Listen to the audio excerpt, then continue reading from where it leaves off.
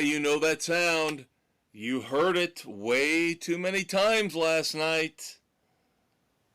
And now, here I am, the Maestro, your Uncle Kev, Kevin Crane, gotta nurse you through the backlash, the repercussions, the ramifications of what you did or did not do last night. As you're rolling around in bed here on Saturday morning, May the 31st, 2025, wondering, what did I do to myself last night? Did I really do that? Did I really say that? Where's the aspirin? I've got to get something to eat. You head off to the kitchen, start the coffee, get the eggs and the bacon frying up in a pan, and then settle in for the next hour plus as I will get you through your Saturday morning hangover. Of course, yes, I am the Maestro, Kevin Crane. It is time for Sports Frenzy 2.0. The weekend edition, your Saturday morning hangover cure. Now, your Uncle Dave is not with me this week, and he would be a lot harder on you kids than I am. I'm the good cop. He's the bad cop. I'm going to nurture you. I'm going to help you through these hard times here over the next hour plus by telling you, hey, it'll be okay. She wasn't that good looking. It's okay that, her boyfriend pushed you down a flight of steps, popped you in the eye once or twice. It's okay. We all make mistakes, and we will get you through it, as we do each and every Saturday morning here on Sports Frenzy 2.0. And of course, it's all about rock and roll, movies, TV and streaming. We've got Moments of Silence coming up, and then of course, the dumbasses of the week, and yes, now our new feature, Last Call, a new/old feature. But we're going to start off with what we always begin the weekend edition with, and that is rock and roll. Now, I will give you kids fair warning. We're going to be on a roller coaster ride here throughout the weekend edition here on May the 31st. Some good, some terrible. Okay? Just giving you fair warning. So with music, we begin with Don Felder. Don Felder, of course, formerly of the Eagles. Tremendous guitar player, especially the slide guitar. He played on almost all of the best, the greatest hits from the Eagles. Had some differences, parting of the ways towards the end, but obviously present on Hotel California, one of the most iconic albums of all time. What Don Felder has done now, and I had my doubts about this. I did. Now, Dave and I saw Don Felder in concert last year, opening up Party Gras 2.0. And he was tremendous. He was fantastic. Played a little bit over an hour and a half. About half an hour, little over half an hour. And it was all Eagles classics, but guitar, vocals, he sounded great. So I was cautiously optimistic about his new album, The Vault. 1975 to 2025, where he went back in time and took some ideas that he had back when he was with the Eagles, along with some song structures that he had later on in life, all the way up to present day, came up with this 11-song album, this compilation. Now, why do I say I had some reservations about this? This is a very tricky thing to pull off. Now, Van Halen pulled it off with their final album, A Different Kind of Truth. But it's very hard to breathe new life into old ideas. It can happen, but it's very rare. And this album feels like, it feels like a cheat job. Because of the 11 songs on the Vault, we get a revamped, re-recorded version of Heavy Metal. We get a short instrumental at the end called Blue Skies. And then we get a song called Let Me Down Easy, which isn't even sung by Don Felder. I believe this one is sung by Nina Keinert. So why am I listening to a Don Felder album when Don Felder is only playing background guitar? Sorry, no offense to Nina Keinert.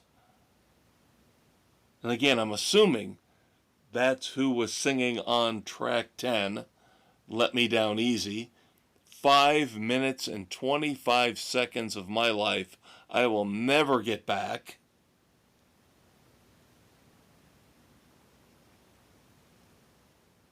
I don't listen to an album to hear somebody else singing the songs.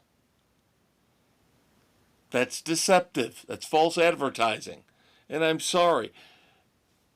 We're starting off on the wrong foot anyway, because Don Felder's voice, his vocals aren't that strong to begin with. So now we're just going to pass it all along to somebody else? This is a bad album. This is a bad album. And I've already apologized to the Conquistador for suggesting this was something we should listen to. Now, what I've been trying to do is find new music, find new albums. But there are just so few of them out there that this kind of fell in my lap, and I said, well, again, we saw him last year, seemed like he was revitalized, seemed like he had a new lease on his rock and roll life. Let's listen to Don Felder. This is such a weak album.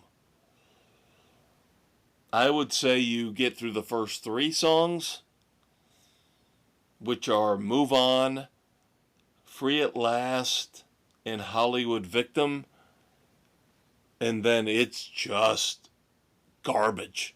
I mean, it's terrible. It's poppy. There's a lot of keyboards. The lyrics are generic beyond belief.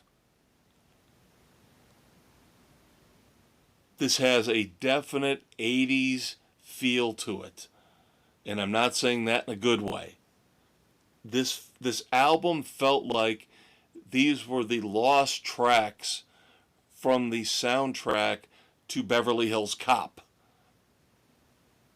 They weren't even good enough to make the final cut for the soundtrack. That's what I thought after I listened to The Vault. I will point out 2 songs, and then we're going to move on, because this album does not deserve any more of my attention, your attention, anyone's attention. Track 5, digital world. This weird, bizarre, reggae-tinged song. Now, the message I agree with. Get off Facebook, get off X, get off Instagram, and live your life. But it's just so clunky and awkward. And then track 7. All girls love to dance. Wow. This could be the absolute low point of the vault. Where Don Felder is singing all girls love to dance, and in the background you get these cheesy 80s background vocals going, "We love it." Yes. That's what you get. This is an absolutely embarrassing effort from Don Felder. I find it hard to give this.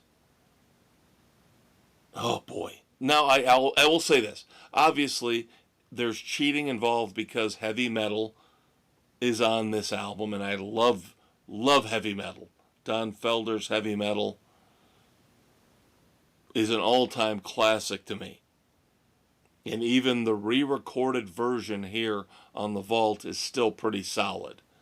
And then I did like the first single, Free at Last. But beyond those two songs, wow, this is trash. It is.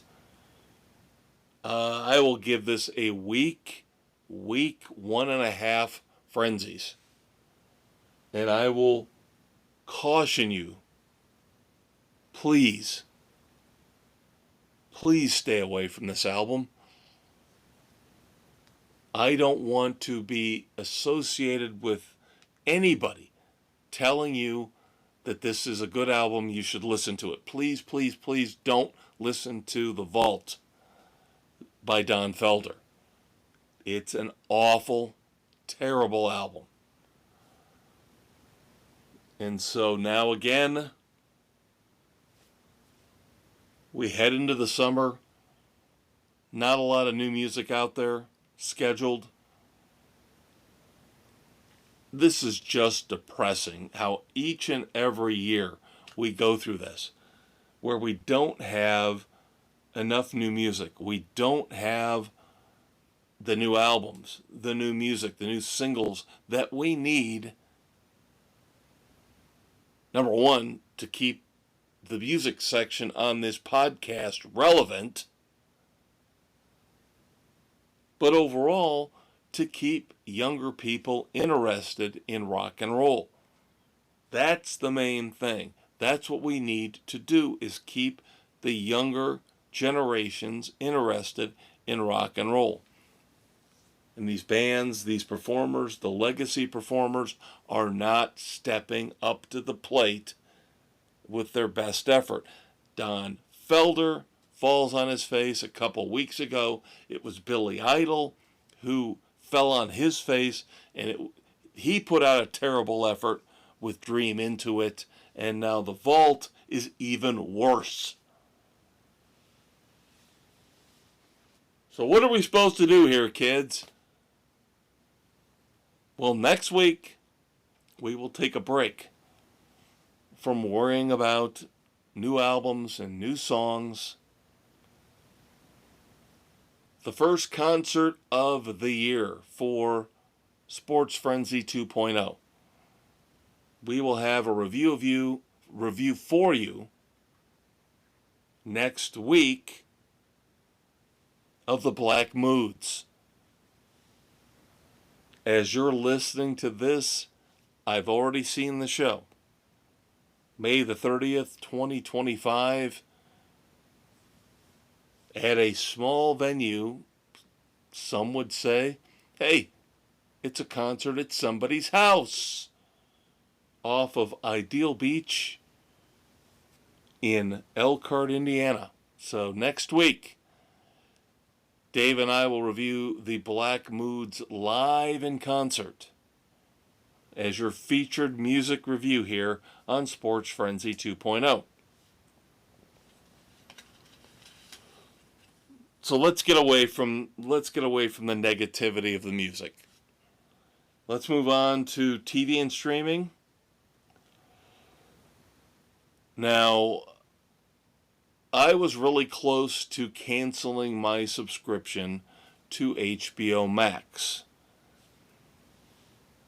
I have watched a lot of content on HBO Max over the last month and a half. And it's been mostly absolute garbage. We'll get to my review of Mickey 17 in a few minutes. But of course, you guys heard me ranting and raving here recently, a couple weeks ago, about Baby Girl and how terrible and awful that was. Technically, you blame that on A24. Now, I did like Companion, but now on the series side, we've got a new action adventure mystery series on HBO Max called Duster. And as you're listening to this, we've got 2 episodes in. The 3rd episode drops tonight as I'm taping here on May the 29th. You're listening on May the 31st. I like a lot of things about Duster. And because I do like the first 2 episodes, I'm keeping my subscription for another month. I will get through this. There are a couple other things I want to wrap up on HBO Max, finish up, watch, and then I'm done. I'm hoping Sinners pops up on HBO Max in the next month. Since that's a Warner Brothers movie, I'd like to watch that, and then that would be a nice clean break. But Duster has its problems, and Duster has its issues. It is PC. It is woke to a certain extent. And I'll tell you, after I watched the first 15 or 20 minutes of episode 1, I was ready to bail. Because it's very preachy at the beginning. This is set in the early 70s. Now, this is very interesting because Dave and I just over the last few months reviewed the first 3 seasons of Dark Winds on AMC. And that series is set in the early 70s in the Southwest.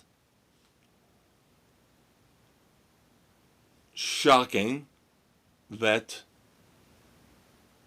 Duster set in the same time frame. Now it is set a little bit farther north. We're talking about Nevada, California. We've got a driver who, of course,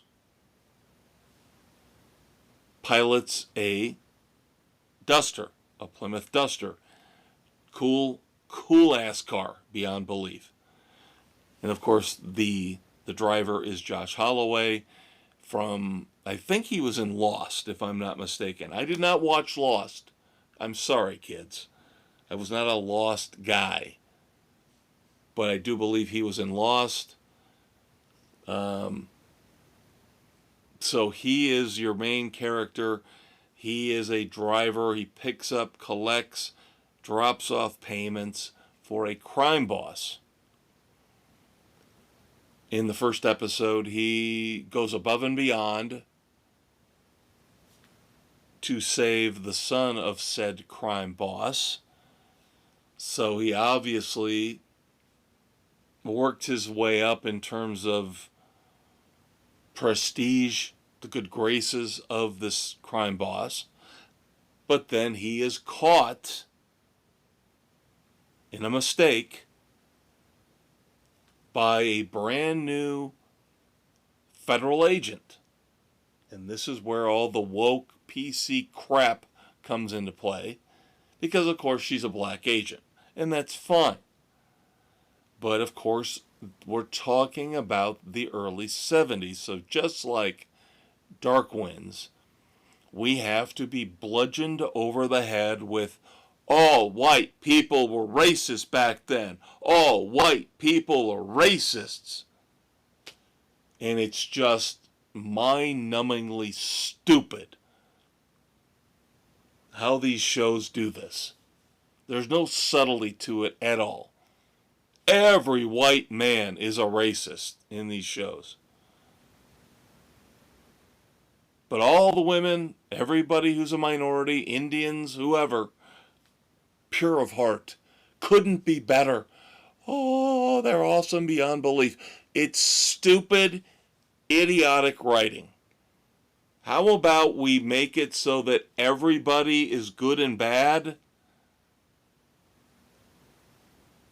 Yes, there was racism. Nobody's ignoring that. Nobody's trying to brush that under the rug, sweep it under the carpet. Nobody's saying that. But for you to just blanketly say, when this woman walks in for her assignment, to say that, oh, the only agents who really can work with her are the white women and a Native American male agent. All the white men are blatant scumbag racists. Come on. That's disgusting, lazy writing.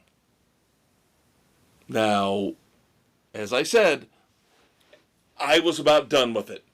After about 20-25 minutes of it, I was on the verge of bailing on Duster because of that. Thank God they finally pulled their heads out of their asses and decided, now let's focus on the story. We made our point. Us woke snowflakes in the writer's room. And after they finally get focused on the story, Duster is pretty damn good.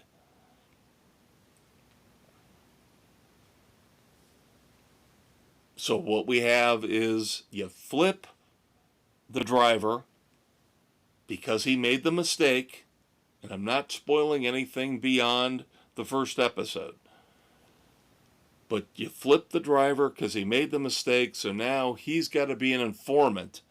But there are other reasons beyond just finding out, we've got him on camera doing something that we can use to incriminate him. There are other issues involved. And then once we get to episode 2, you bring in some additional guest stars. In episode 2, watch out for sunglasses. That's all I'm going to say. And episode 2, far, far, far better than the first episode, because now we're into the plot. Now we're into the story. And for the most part, they're pushing aside their political bullshit agenda. The writers are. So I will continue to keep you updated on Duster. I will watch Duster all the way through to the bitter, hopefully, magnificent end. And as I said, episode 3, as you're listening to this, has already dropped. Now, another show that we're watching on HBO Max, I thought we would have a review for you of this week. But I did not realize that this was so long. When I saw that there was a documentary coming out about Pee Wee Herman a.k.a. Paul Reubens, called Pee-wee as Himself. Hours and hours and hours of interview footage that Paul Reubens did before he died. Very intriguing, very interesting. But when I hear it's a documentary, I figured hour and a half, 2 hours. I did not realize it was a 3-hour, 2-part docu-series. So I have watched probably 2/3 of it. Next week, I will give you my full review on Pee-wee as Himself. Little background here. I love Pee Wee Herman. I thought the whole thing with him in the adult movie theater was vastly overblown. Kind of a precursor to the world we live in now, in that you're going to destroy the guy. Now, I understand the fact you're dealing with somebody who ostensibly has a quote-unquote kids show. Now, I would argue that Pee Wee Herman and Pee Wee's Playhouse, that wasn't a kids show. That was a show for all ages. There were some very, very, and sometimes not so subtle, sometimes subtle, sometimes not so much innuendo. Oh my God, he was caught in an adult theater by himself, not around anyone else, adult, children, anybody, pleasuring himself. Okay, whoop-de-frickin-do, but because he was on the outskirts of being involved in children's television, that destroyed his career.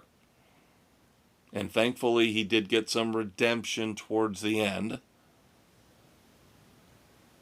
But as I said, this was a perfect precursor to what we are living through in this day and age now. Overreaction, people being chastised, vilified, crucified for silly, ridiculous, stupid things that if you look back, you go, not a big deal. Okay, who cares? Nobody else was involved. Who cares? Nobody was offended or, there's no assault going on. There's no touching or anything other than touching himself. He just happened to be out kind of, sort of, in public. But it was an adult movie theater. What do you think happens in an adult movie theater? So anyway, next week, I don't know about Dave. I don't know if he's going to watch it.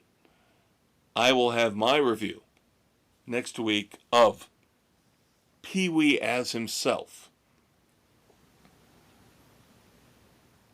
So now we move on to, we got a couple headlines. A few headlines here to lead us into our 2 movie reviews for the week. Now again, Dave's not here, so this one was for him. So this kind of really sucks since he's off this week. If you guys did not hear the sports edition that dropped early Thursday morning, why didn't you listen? What the hell's wrong with you? I explained that his wife, Mrs. C, who we affectionately call her on the sports edition, decided to schedule a couple's dinner on the night of the podcast. I find it hard to believe that she didn't realize she was doing that. So I find this to be a little questionable, a little bit of subterfuge on her part. And I wouldn't put it past her, but we move along. And you're stuck with me this week solo. But Dave loves Bosch. Dave has been watching all of the Bosch series on Amazon Prime, and what was it, Freebie when that was out. You had Bosch, and then you had Bosch Legacy, and now you're getting the spin-off featuring Renee Ballard. Yes, called Ballard. Now we have an official premiere date on Amazon Prime. Ballard will premiere July the 9th on Prime Video. Of course, all these characters are from Michael Connelly, best-selling author. Speaking of best-selling authors, Netflix has grabbed the rights and has ordered, you will make this now, a new series based on the upcoming new Robert Langdon book from Dan Brown, The Secret of Secrets. And if you remember, the last time that this happened, this was early on in Peacock's existence as a streaming service. They had the rights to the last Robert Langdon adventure, The Lost Symbol. So for all you Dan Brown fans out there, of course there are a ton of you, millions of you, based on the book sales. Of course we go back to The Da Vinci Code, one of the most popular books of the last couple decades. The upcoming, I know I'm repeating myself for emphasis, the upcoming new Dan Brown novel, The Secret of Secrets, featuring his character Robert Langdon, will be coming out very soon after, I would imagine 2026, as a series on Netflix. No word, by the way, on who will be cast as Robert Langdon. Played in the movies, of course, by Tom Hanks. And then Marvel continues to have issues. Issues and problems, problems and issues. Now, you can watch, as of this taping, Saturday morning, May the 31st, just debuted a couple days ago, you can now watch Captain America, Brave New World, now on Disney+. That's the good news. The bad news, Thunderbolts is underperforming. Even though it looked like out of the gate with the positive reviews, including mine, I love Thunderbolts. I thought it was phenomenal. I thought it was one of the best Marvel movies of the last 5 years. It's still not doing what Marvel movies should do. And I think the most disappointing part of this showing for Thunderbolts, given that it got the early summer window, opened in early May, Captain America Brave New World got very, very low ratings, very bad reviews when it came out a few months ago. And it still made $200 million. Not by any stretch a phenomenal showing for a Marvel movie. Remember the days when Marvel movies were expected to make over $300 million in their sleep? And we're talking bad movies. Bad movies like Thor, Love and Thunder. Remember that train wreck? And how that made over $300 million? Now $200 million seems to be the benchmark for Marvel. And despite the fact Thunderbolts seems to be much more beloved than Captain America Brave New World, Thunderbolts is going to even come up short of the $200 million domestic box office mark. Not a good sign for the future of Marvel, and here's where it gets even worse. Marvel has pushed back the next two Avengers movies. Of course, those would be Doomsday and Secret Wars. They were supposed to debut respectively in May of 2026 and May of 2027. Both movies have been pushed back to December of those years. So Doomsday will now debut in December of 2026. Secret Wars debuts December of 2027. So what does that leave us with if you're a comic book geek, a Marvel fan like me? That leaves you with what I think looks like another underwhelming performing Marvel movie in the Fantastic Four First Steps, coming out later this summer. And then Spider-Man next year. And that's it. That is it. Now you can speculate in terms of what they're going to do with their Disney Plus Marvel series. Ironheart is coming soon. Nobody gives two rip shits about Ironheart. Okay? This is the problem with Disney taking over Marvel. Nobody cares about Ironheart. It reeks of PC garbage. And this is why you're losing your audience. This is why your benchmark has dropped from 300 million domestically to 200 million. It's because you have alienated old school fans like me and the Conquistador. And you still don't get it. And you still keep going down that stupid path. And now pushing back the next two Avengers movies is not going to help.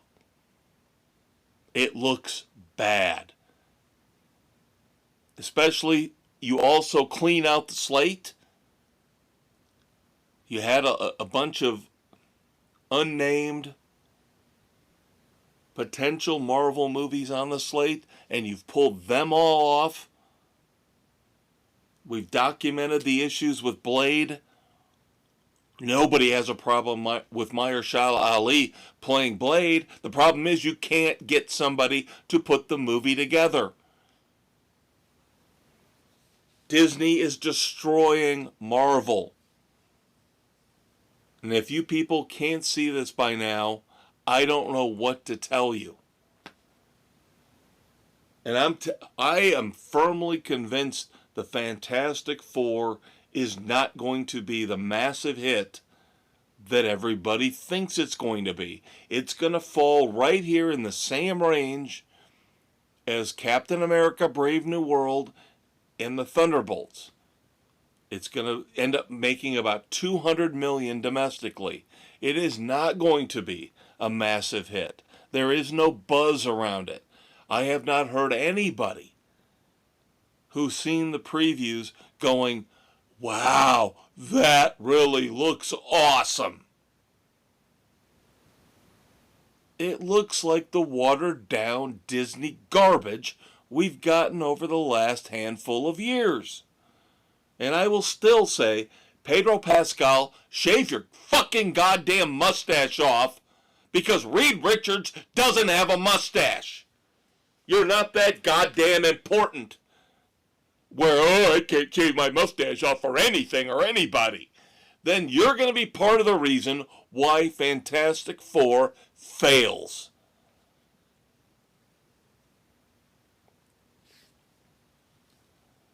Dave's not here. Did I mention that? Your Uncle Dave's not here. So, in his absence, one of his favorite chores every week falls to me. You can find Sports Frenzy 2.0, not only the weekend edition, but of course also the sports edition, which drops every Thursday morning. You can find us on Spotify, Good Pods, Pocket Cast, Apple, Overcast, Castbox, Amazon Music, Audible, iHeartRadio, and yes, dun dun dun dun, now on YouTube.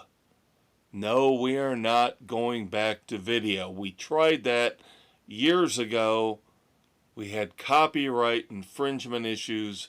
We got booted off of YouTube. Now we're back as 2.0, podcast only, audio only. You have to appreciate us for what we're doing in this format. Sorry, we're not doing video. Then, of course, don't forget to check out the Facebook page where you can find links to each and every episode of Sports Frenzy 2.0. Sports, pop culture, each and every, all of them. They're all there on the Facebook page. So now we move on to movies. And now we're going to have some fun, because I have an exclusive movie review this week. And then I have one that I think your Uncle Dave might chime in on next week. But I did actually go out solo to the theaters last week to see Final Destination Bloodlines. Now, I'm going to spend some time on this. Still not going to be an overlong weekend edition episode, so please bear with me as I pass along the trials and tribulations of my life so you can relate to them, as I know you will.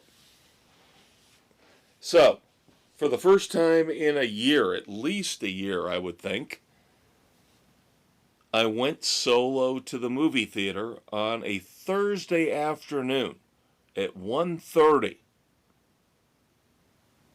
Yes, I am a fortunate person. I actually get time during the day to go to see movies. But still, I have to deal with the idiots in the world.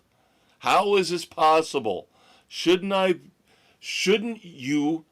we be allowed, if we get the opportunity, the chance to go during the quiet time of the day?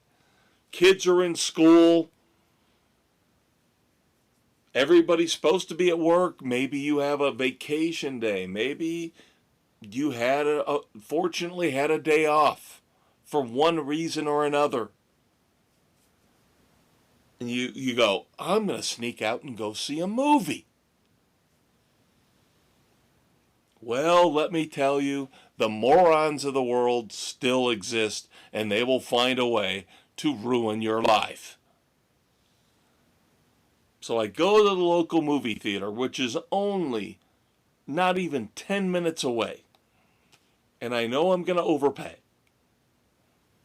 That's fine. I knew I was going to end up paying $9, $10, even for a 1:30 show on a Thursday afternoon. I said, that's fine. I am a devoted, diehard fan of the Final Destination movies. I've seen all of them. I need to see this movie. I can't wait the 2 or 3 months until it hits HBO Max. So I go, thankfully get there about 10 minutes before showtime. One person in line ahead of me. And this seems to be the curse of my life, is that when there is one person ahead of me, it is going to be the most rude, selfish, self-centered human being the world has to offer at that particular moment. there's a guy holding a phone up to the booth, to the speaker in the booth where the poor young girl is trying to just do her job and sell tickets for movies. On the other end of the phone is a guy trying to buy tickets for a showing coming up over the weekend of Lilo and Stitch. But he can't be bothered to come himself or go online and buy the tickets. He has to send somebody to hold a phone up to the booth and talk and negotiate with the girl who works for Cinemark. And I'm thinking, if I don't get in on time to see this damn movie, which I know probably wasn't going to happen anyway, because there's 25 minutes of ads and previews before the actual feature film starts, but I'm still kind of mad. I'm still thinking, you're infringing on my goddamn rights. If you can't figure out a way to buy a movie ticket in 2 or 3 minutes, then there's something wrong with you. And of course, there's a language barrier. Oh my God, why can't you be understanding? I thought the fact that you could buy tickets online would overcome the language barrier. Why are you sending your emissary to the ticket booth on a Thursday afternoon holding a phone up to the girl in the ticket booth trying to negotiate and figure out what days, what seats you can get for Lilo and Stitch? You can do this on the internet now, right? Oh my God. And then it doesn't end there.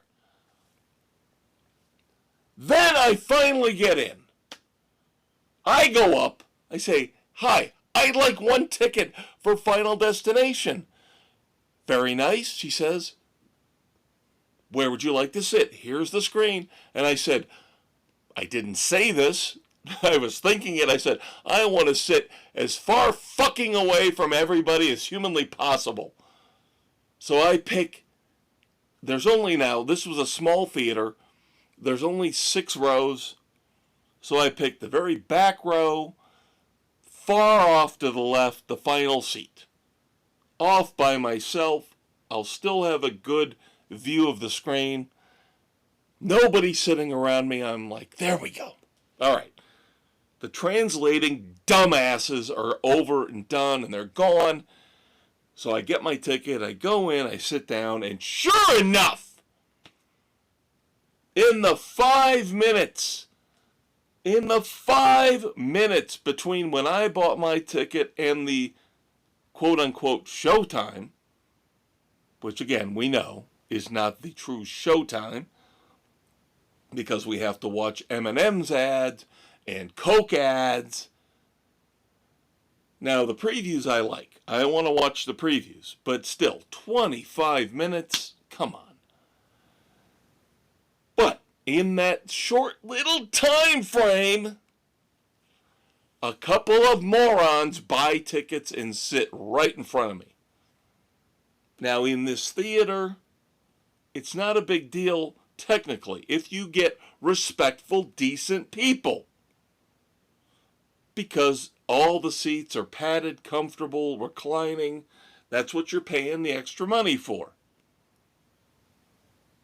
But of course, the idiots in front of me, I don't know if they're on drugs. I don't know what they're doing. A couple of 30-something white kids, male and female, plop down in front of me. They have paid, obviously, tickets. They have paid for concessions because they're eating, because she's feeding him popcorn. Oh, you eat some popcorn. You, honey, eat some popcorn. It's out of my hand. Oh. And I literally almost had an aneurysm. But here's the thing that saved me and yet is a sad commentary on society. So they're doing this. They're laughing and talking and feeding each other during the first half an hour of the movie. And it's unbelievably distracting. And it goes on for another 15, 20 minutes. Here's the thing. You spend all that money. And we're talking about a pretty damn good movie, by the way, which we'll get to the review in a minute. They left after an hour. They left. They just picked up and left after an hour. So they basically wasted, I would guess, between tickets and concessions, anywhere between $30 and $40. And they just walked out. Nah, we're not interested anymore. Let's go back to our house and do some more meth. So at least after that, I got to enjoy the rest of the movie. But this is why people suck. This is what the world has come to. Nobody has any manners. Nobody has any respect for the people around them. It's all about me, me, me, me, me. Please focus on me. Everything I do is important. Everything you do is inconsequential, other than the fact that you pay attention and follow me. Good Lord, people, can we get over this? Put the phones down. Get off social media. Outside of listening to your favorite podcast, Sports Frenzy 2.0, go outside in the sun, play with the kids, walk the dog, go see a concert, do something fun, and don't trample on other people's rights. Now, Final Destination Bloodlines was a tremendous movie. Many, many people have been saying that this is the best movie in the series. I believe this is the 6th movie in the series. I would find it hard to agree or disagree with that. It's very, very close to being the best movie in the series. The great thing about the Final Destination movies, they all make sense. With the mousetrap kind of killings, cheating death, and the order that you cheat death is how death is coming for you, and the loopholes that they think they find throughout the series, and do the loopholes work? Do they not work? There's speculation online about if they go to a Final Destination 7, there are still a couple characters. I will not spoil anything for you in terms of this particular movie, who survives and who doesn't. There are still, I will say, over the entirety of the franchise, a couple people who could be brought back. But it's just very, very well written, very well done. And I give them all the credit in the world. They waited all this time. It's been a decade at least since we had a Final Destination movie. And now they come back guns a-blazing with, I will not say the best of the series. I will say definitely up there with the best of the series. And I am currently working my way through, again, the first 6 movies. 5 movies, sorry. Right? 5. Final Destination Bloodlines is the 6th. But this is really good, really damn good. Again, it's cohesive, it makes sense as far as you can follow it. And that's what makes this better than your standard horror movie fare, is that you have to think. You have to pay attention. You have to follow the story. This isn't Friday the 13th. This isn't Halloween, where it's just somebody walking around with a knife, slashing and carving up people. There's a logic to it. There is a progression to it that you have to follow, a puzzle that you have to solve. Now, a couple of outside items to wrap up my review of Final Destination Bloodlines.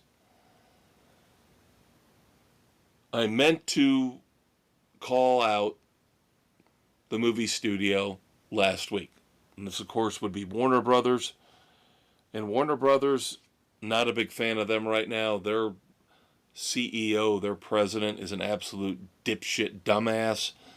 He's driven the company into the ground for the most part. But they got this right.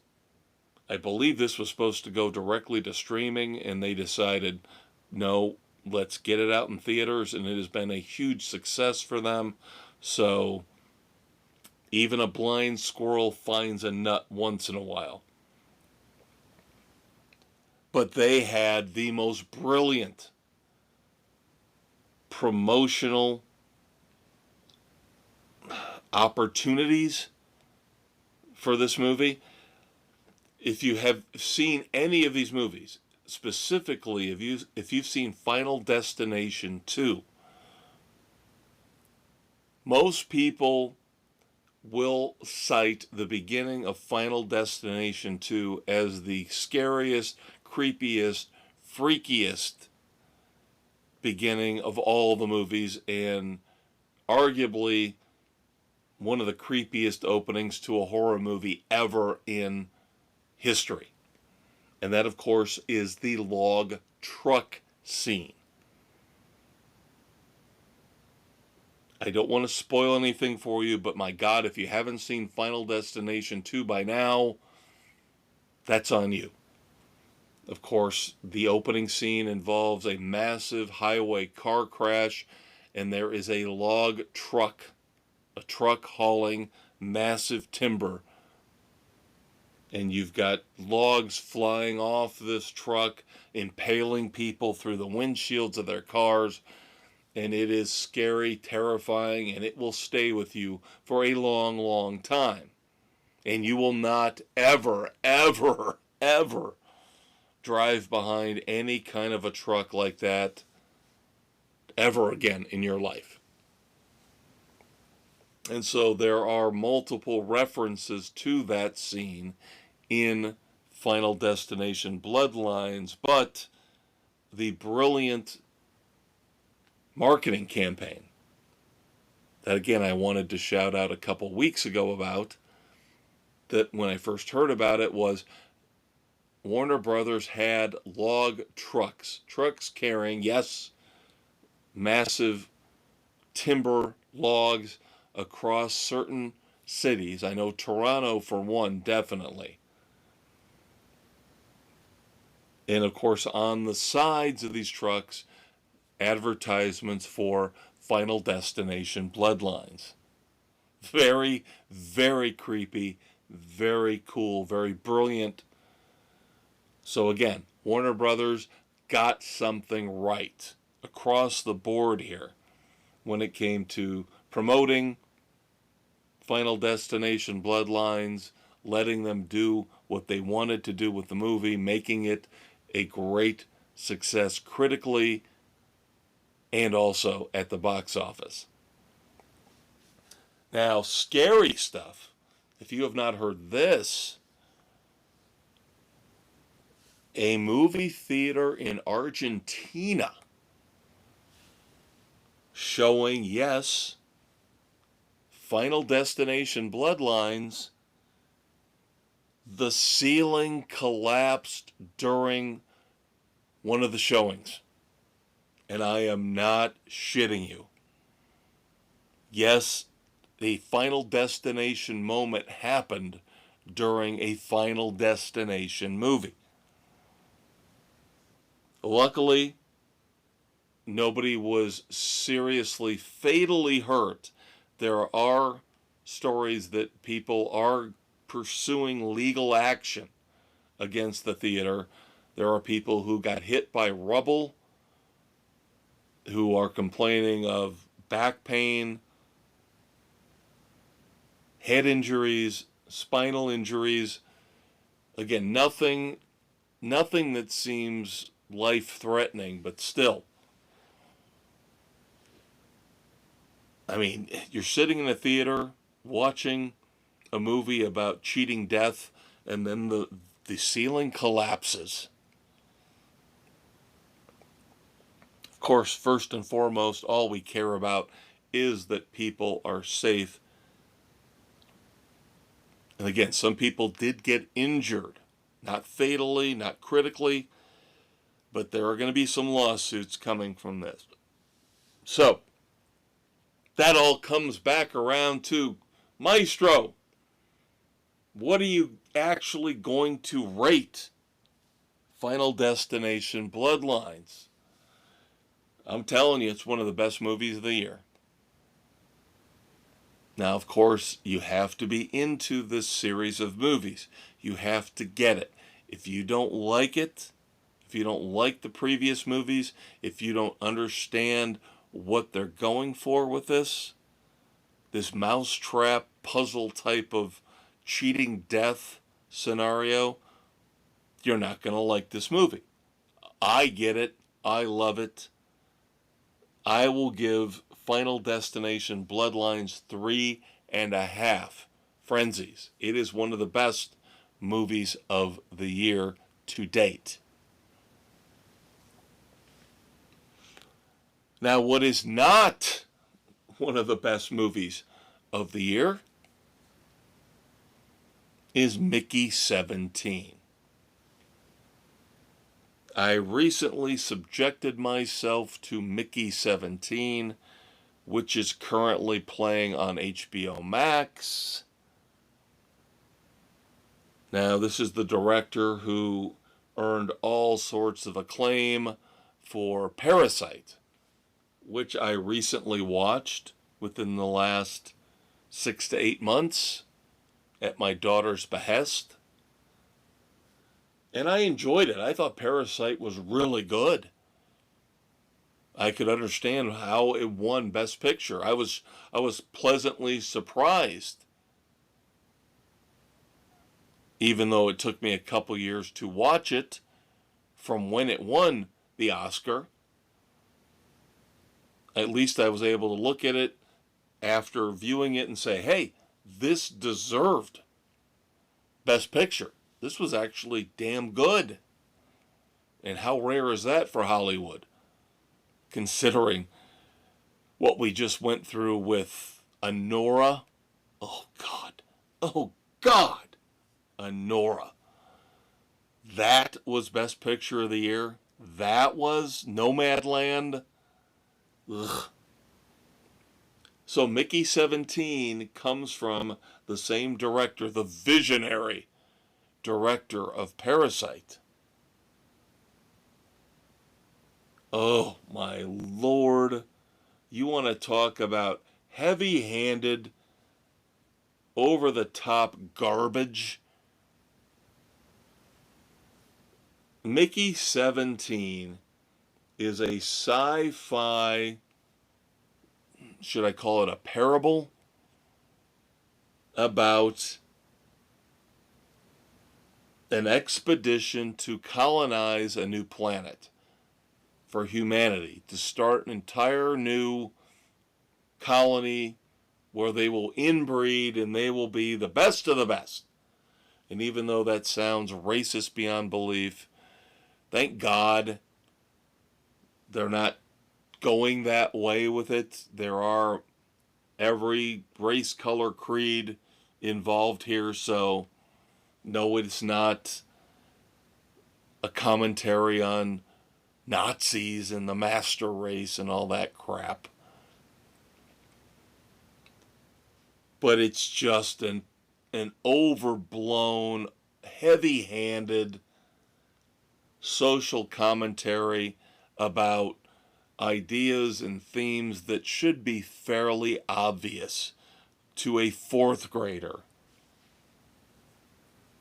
Mickey 17, the Mickey line of printable people, I guess is the best way I can describe them, played by Robert Pattinson, who is the only saving grace in this entire godforsaken monstrosity.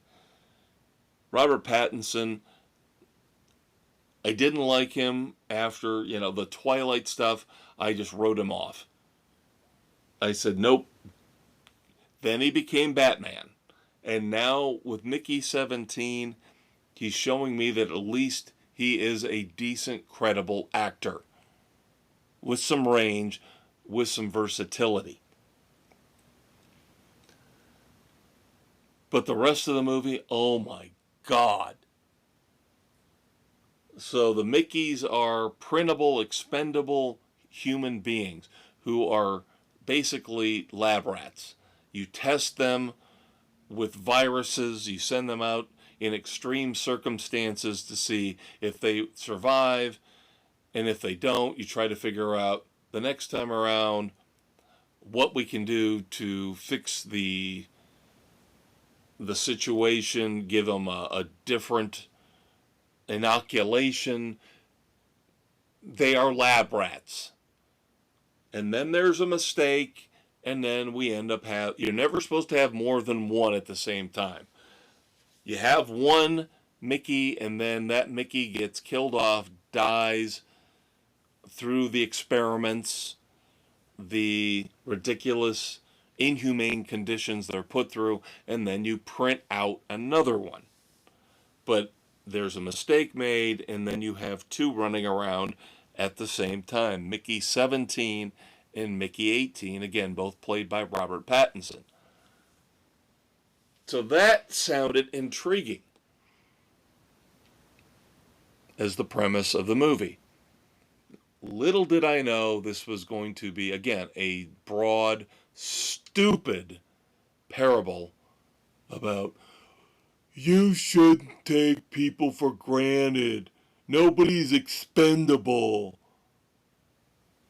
And then, of course, they come across an alien species who they mistreat and don't understand, and Mickey's the only one who can communicate with them. And then we have the broad lesson of, you should understand people who aren't like you. You should try to treat them with respect and kindness. Jesus God! Literally, fourth grade stuff.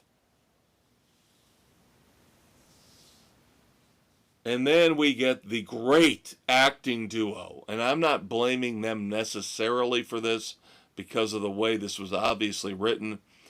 But I hate Mark Ruffalo. I despise Mark Ruffalo as a human being and as an actor. And this is the second time I've seen him in a row, going back to Poor Things, where he's played this ridiculous, perverted, over-the-top character. And it doesn't resonate. He's not good at it. And then poor Toni Collette is paired with him as his wife, and she has an obsession. I'm not kidding you, people. I'm not kidding you. She has an obsession with sauces. Throughout the entire movie, her only goal in life is to create sauces. Because life is better with sauces. I am not joking. Abject stupidity coming from Hollywood. No wonder this movie was a flop. An abject, absolute flop at the box office. It couldn't even make $50 million because it was terrible. And it amazes me. I look on IMDb and I see people saying, oh, it wasn't that bad. It was terrible. It was awful. Yes, there was some potential, but they flushed all that potential down the toilet early and often. This was like somebody trying to take Tremors. Remember Tremors? The great, glorious Tremors? Kevin Bacon, Fred Ward, Michael Gross. Trying to take Tremors and turn it into Oscar bait. Turn it into a serious movie. Commenting on how we need to all get along and treat those that aren't like us with respect. If it wasn't for Robert Pattinson, and again, I'm giving him a ton of credit for this, he saves this movie from being an absolute waste. And still, even as much as I'm praising him, I can only give Mickey 17 1.5 frenzies. It's a terrible movie. Part of me wants to give it a 1. It's just awful. It is just bad, bad, bad, awful. And then Hollywood wonders why we don't go to the theaters as much as they would like us to.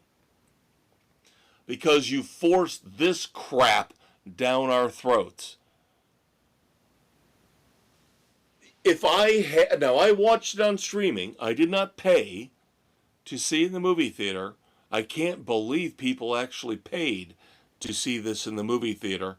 And I'm mad about it when I got to watch it on streaming, where technically all I was doing was paying my subscription cost.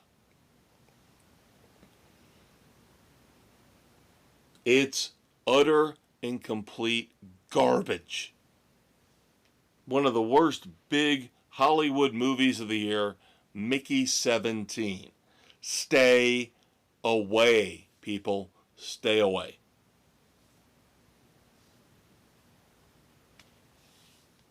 So, to recap all of our reviews for this week, Don Felder, The Vault. Bad. Bad, bad, bad. No good. Stay away. Duster, in terms of TV and streaming on HBO Max, pretty good so far. Seems to be trending in the right direction after initially looking like PC woke garbage. And then one great movie review, one terrible movie review. Check out Final Destination Bloodlines and stay the hell away from Mickey 17. So that will lead us into the last portion of our podcast. Now, you guys know usually how this works. We go moments of silence into the Red Foreman dumbasses of the week, and then we're done. But we, last week, introduced a new/old segment. Something we used to do back in the old cable access days, back in the 1990s and the 2000s. The early 2000s. Last Call, where now it'll just be me, obviously, this week, but in the coming weeks, your Uncle Dave will have an opportunity to partake in Last Call, where we will take a minute or two to rant about something that's very passionate to us that doesn't really fit in to the format of the podcast episode otherwise. So, we start off with, yes, moments of silence.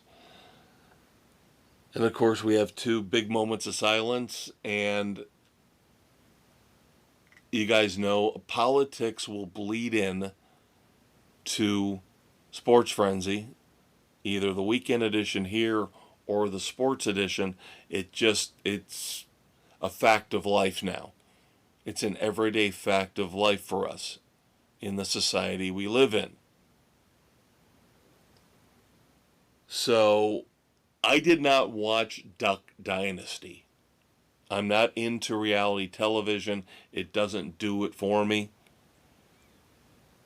I don't think Dave did either, but I know there are a lot of people out there that loved Duck Dynasty, and Duck Dynasty was a very religion heavy show. At least the patriarch of that family, Phil Robertson, was very devout in terms of his religious beliefs. And you can take that for what you want. Again, reality TV, not my thing. Talking about religion, not my thing either. I firmly believe in everybody and anybody having their right to practice whatever religion they want.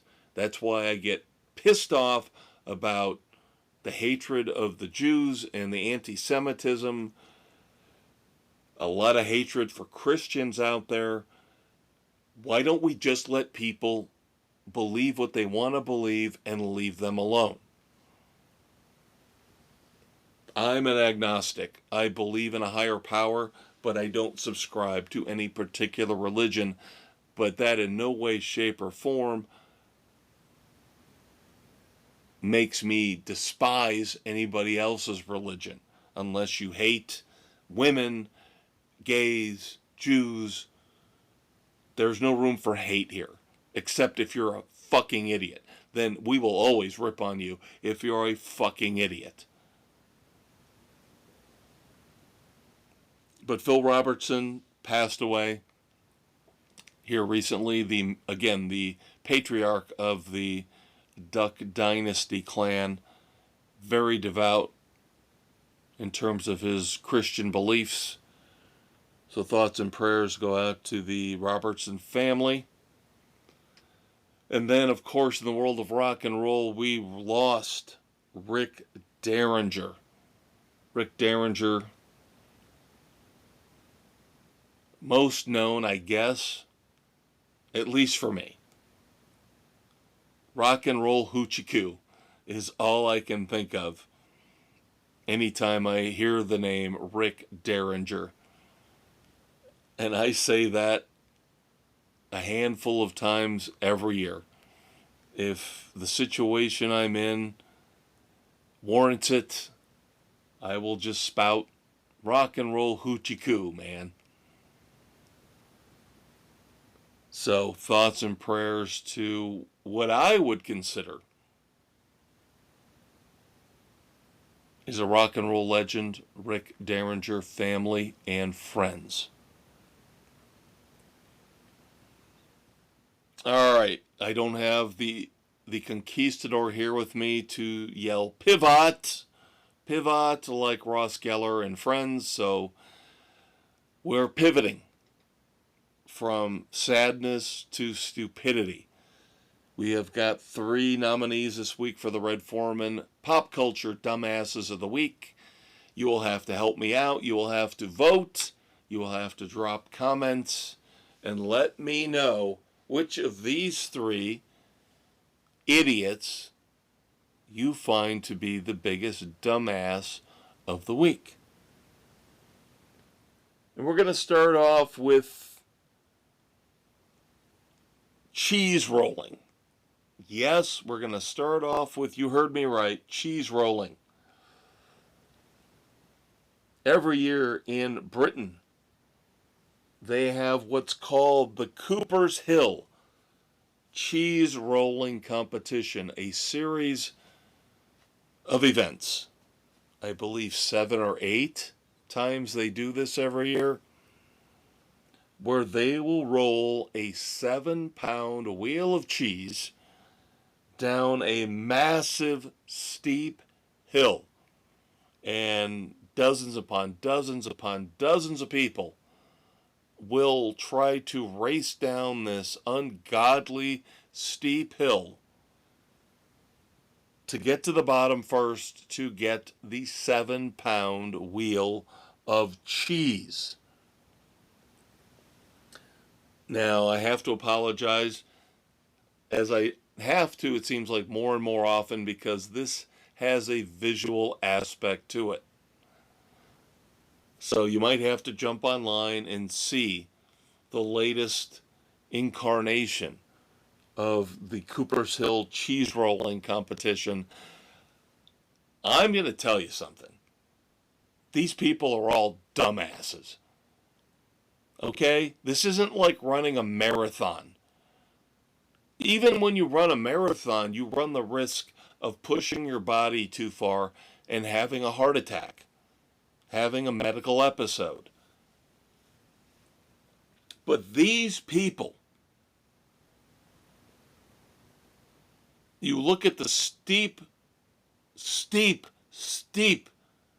hill that the competition happens on. You watch these people rolling head over heel, over head over heel. There are multiple serious injuries every year at this. This is kind of like the running of the bulls.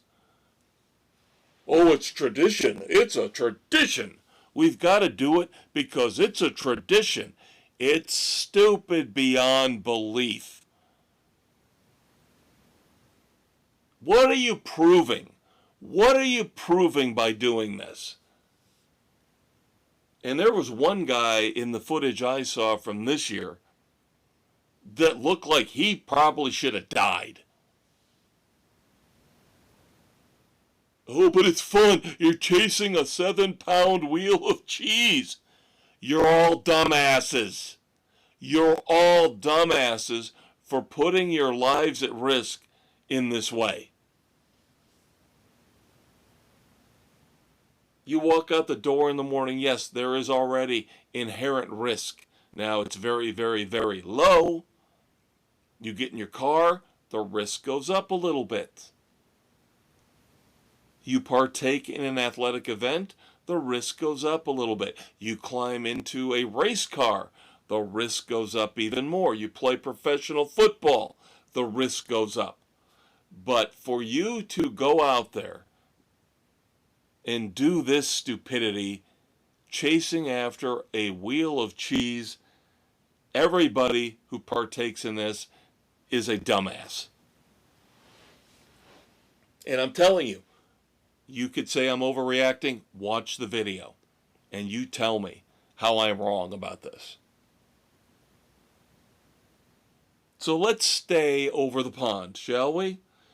We're going to stay over the pond. Let's go to France. Technically, let's go to Vietnam. And this is, again, another video-aided dumbass. You have to see the video. I will do my best to describe it for you kids. French President Emmanuel Macron. And the video's out there, and you can't dispute it. The video is out there. President Macron is getting off an airplane, getting ready to deplane onto the tarmac in Vietnam. You see him at the top of the steps come into view, and then you see a hand shove him in the face. And he looks shocked, he looks appalled, and then he turns a little bit to his left and realizes all the cameras are on, and there he is for all the world to see. After his wife, yes, after his wife has just shoved him in the face for something he did or something he said. And of course he does the typical politician double take, oh, and then smiles and like, oh, hey, welcome to Vietnam. Hello, everybody here in Vietnam. You have got to watch this. Emmanuel Macron is a dumbass, and I don't know what he did to his wife. Now, the creepy, weird thing about their relationship is that they first met when he was a teenager and she was his teacher. She was 39 years old when they met. When they met! And he was a teenager. He was a student of hers. And now, all these years later, she's shoving him in the face for all the world to see as he's one of the most important leaders of the free world. Right? President of France. Got to be top 10, right? Emmanuel Macron is a dumbass. And very rare that I get to call a world leader a dumbass. Where's Joe Biden when you really need him? But we've got to come back for our third and final dumbass to the good old US of A. Come back to America. America. Now, I understand that a lot of this is rumor. It's debunked. But there's got to be some truth here. Because I find it hard to believe that you would have at least 75 parents and students protesting in Utah last month. Do you guys know what furries are? These weird, creepy, stupid people who dress up in animal costumes and demand to be treated as animals, which basically means they have sex like animals, they take a dump wherever they want. If there are cats, they get litter boxes. They stay in hotels, they go to baseball games as a group all dressed like this. They dress up like wolves and cats and dogs, dragons, I heard. I mean, this entire furry thing, they're all dumbasses. I'm sorry. Why am I apologizing? I'm not sorry. They're all dumbasses. Get a life. Get a life where you're not pretending to be an animal. This is the problem with our society. We let people get away with too much. And this is where the protest in Utah comes into play. And as I said, there are false, debunked rumors out there that there have been school districts across the country who have allowed children, yes, children, not adults, children to go to school pretending to be furries, demanding litter boxes, demanding special attention and special rights to be treated as animals. That is all false. None of that technically has happened. None of that can be proved. But, and this part I do not doubt, in Utah, again, 75 or more parents and students protested this furry movement in their particular middle school. This was a Utah middle school where multiple students supposedly came to school not dressed completely as furries, but had face masks, pretending to be animals, horse heads, whatever it might have been, dogs and cats living together. And then these students would go around the school licking and biting other students. Do I believe that? Yeah, I do. Number one, 75 people complaining.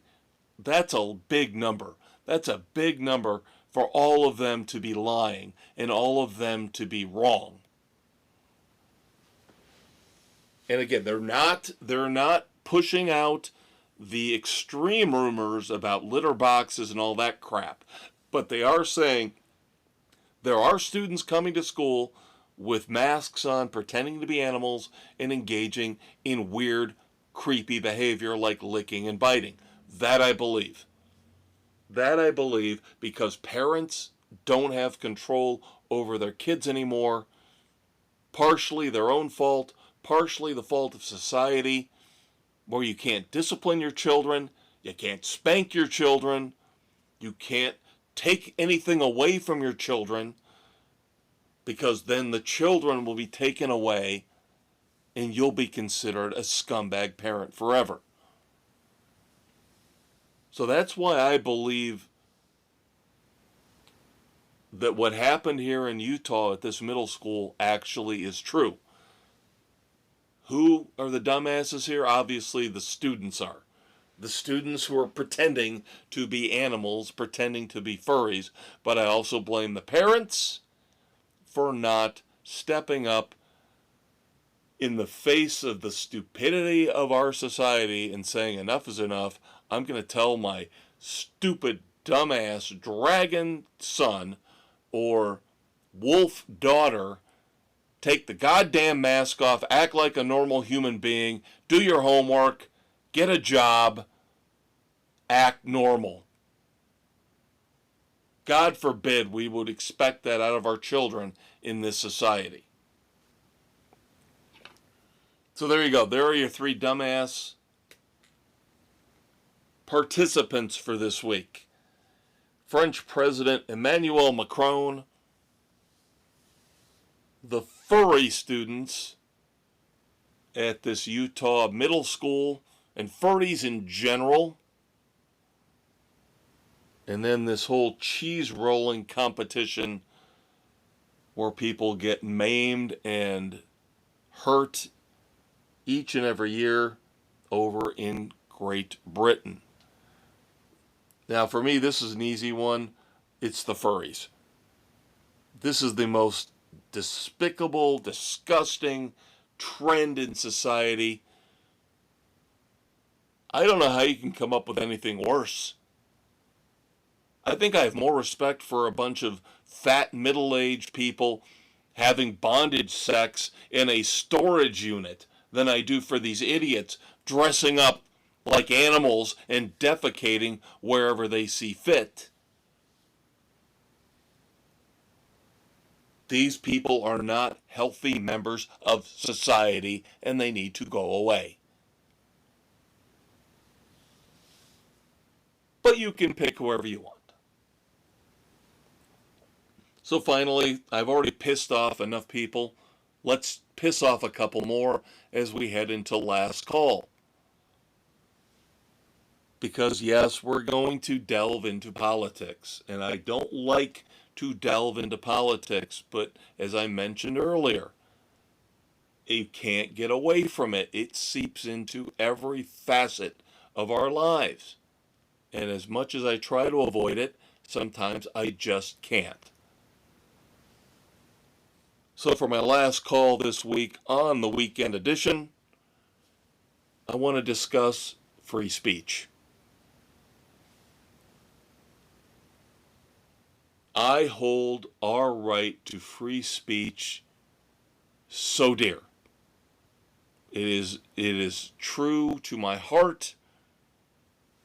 You should be able to say and write and do whatever you want without inciting violence or panic. What's the old cliche? The old saying is, you do not yell fire in a crowded movie house. Basic common sense.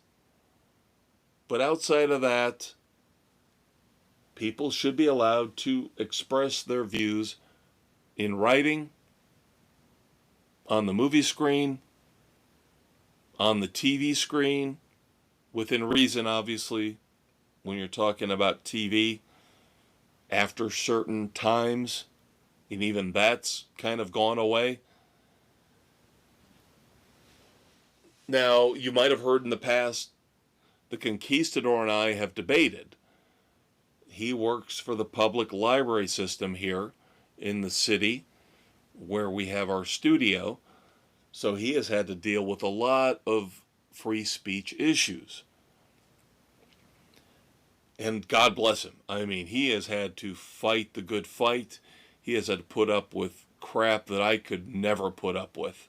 And he's handled it in a mature and intelligent way. But now the Supreme Court, and I am having a lot of issues with judges and courts across this country right now. Activist judges, the court system acting like they are the be-all, end-all. Our government doesn't have any power. We, the people, don't have any power. The only people that have power are judges and the court system. And that's not right. There's a reason why we have a three-tiered system of government. But now free speech has come under attack, and our Supreme Court decided to do nothing about it. If we're going to allow certain types of speech, if somebody can walk into school wearing a Black Lives Matter shirt or a Pride shirt, and I'm not saying there's anything wrong with that, why do we all of a sudden draw the line when somebody wants to wear a shirt that says there are only two genders? Who's decided now where we draw the line? So Black Lives Matter doesn't offend anybody. Wrong. But we still allow it, and we should. I'm saying we should. Pride Month allowed. Many places want to fly rainbow flags. I don't like it, but it's free speech. It's allowed. But why do we draw the line for a kid that wants to wear a shirt that says there are only two genders? Whether you agree or disagree, that's not the point. The point is free speech. There is no obscenity in that shirt.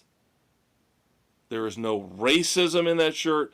People are going to say there's homophobia, which is bullshit. If you're going to say Black Lives Matter is okay and there's no racism in a shirt like that, or you're going to let people wear rainbow and pride shirts and say you're not denigrating heterosexuality,